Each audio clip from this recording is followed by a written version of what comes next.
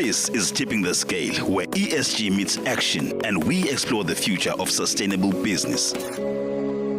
It's a regular feature every Monday. The one and only, the lovely Bernadette Bule is here. Bernadette, boo, boo, boo, boo. Boo, boo, boo, boo. Hi, Sam. How you doing? I'm good. How you doing? Cool, man. Okay. Time is against us. We're going to get straight into it. Very quickly for our listeners, we're on a mission to educate. What is our mission every week, Bernadette? Our mission is really to explore pressing issues that are at their tipping points and uncovering how collective action can mitigate challenges within the ESG space. Okay, I love it. You've been practicing. Okay. I have. Okay. What is our big term today? So it's called greenwashing. We've done greenwashing. Yes. Greenwashing is the opposite, and it's a product of the rise of greenwashing, where companies are promoting false claims about sustainability of their products, where greenwashing is actually companies actually saying, you know what? It's okay. We're not going to talk too much about what we're doing in the environmental agenda. So it's like hush. Yes. Okay. It's exactly that. So they're choosing to sit quietly instead of highlighting the impactful initiatives, and it's a humble approach, I think. Okay, but why? I think the fear is really to say they don't want to be mixing it up with greenwashing and the claims that have gone up, because the claims of greenwashing have gone up substantially. And companies are saying, look, instead of us going there to shout on the rooftops, let's do the work and let's also have some time invested to see the impact, right? So the term has grown in popularity because of companies, the fear of the reputational damages that come with accusations of greenwashing, even though it's unintentional. So some companies do that because they feel minority of the companies, their clientele or their customers could be attracted to the work that they're doing, and because of their sustainability practices. So others feel that customers may judge them to be on a lower quality because they're not using former products that they used to do. So they've placed a huge emphasis on sustainability and focus on overall quality. And to your original point, some people fear, there's a fear of criticism. There is also one of the other, which I think it's a fair thing if you think about greenwashing. Yeah. There's regulatory uncertainty. Some fear that public claims may not align with evolving regulations. Absolutely. There's maturity of initiatives, which is a good one. Mm-hmm. They're saying that companies may want to wait until their sustainability plans are more developed before speaking publicly. Yeah. And then there's, as you alluded to now, competitive reasons. And I like what you're saying, Sam, because I think a lot of us are still struggling with this ESG thing. It's a new, 1 minute it's a huge priority. Next minute, Trump is scrapping it off the agenda. Other companies are saying, okay, well, if this is supposed to give us some credits, how is that working and what does that look like? So it's really one of those things where the ESG space is a growing space and a growing arena with a growing vocabulary, as you can see. But we have to say that it should be a concern. I get some of the reasons and it's credible, but some of the concerns, it reduces transparency, it slows down collective action, and it creates mistrust. So we'll leave it there. What's our big story? So Formula One has cut its carbon emissions by 26% since 2018. Wow. So it's been keeping on track to meet its 2030 net zero target. And we've spoken the last few weeks about how some companies are actually, like last week, Microsoft, we spoke about how Microsoft is now investing a certain portion of their profits into trying to get those credits. In this case, it's a good story to tell because F1 has cut their carbon emissions by 26%.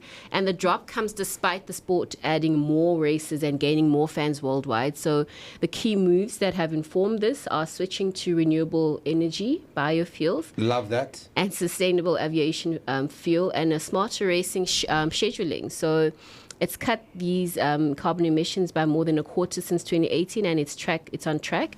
So at the end of the 2024 report, the sport reported a 26% drop in these emissions, and the improvement comes as it continues to grow, which is quite a nice thing, you would think. I love that. And part of the other reason is also it's using renewable energy for its facilities. Yeah. So it's dropped around 59% thanks to large-scale transition to renewable power. It's using smarter logistics and freight.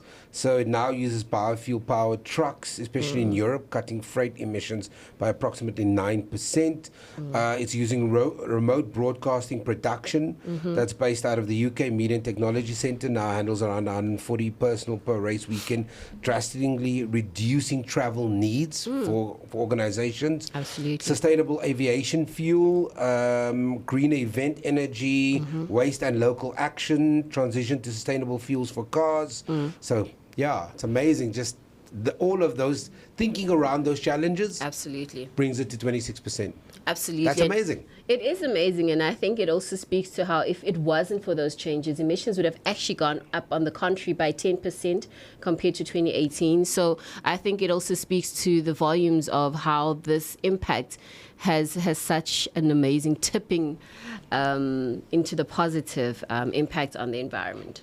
And just to let you know, for the people who are going, but what about the cars going around the track? Well, the car emissions themselves account for only less than 1% of F1's total footprint. Wow. So just understand that in context of the races, because Yes. you'll go, well, I mean, the cars are whizzing around, but it's less than 1%. And what they're planning to do in terms of there will be a full rollout of renewable event power across Europe and expansion globally, and they'll also further scale their drop in sustainable fuel for all F1 races starting in 2026. I love it. I think these are the good stories we want to Love keep that learning story, about. yeah. So in upcoming events, the Yes. source for this story is a company called Circular South Africa. Yes. I quite love the work they do, and I think I you love the know work they about do it, too, yeah. Right?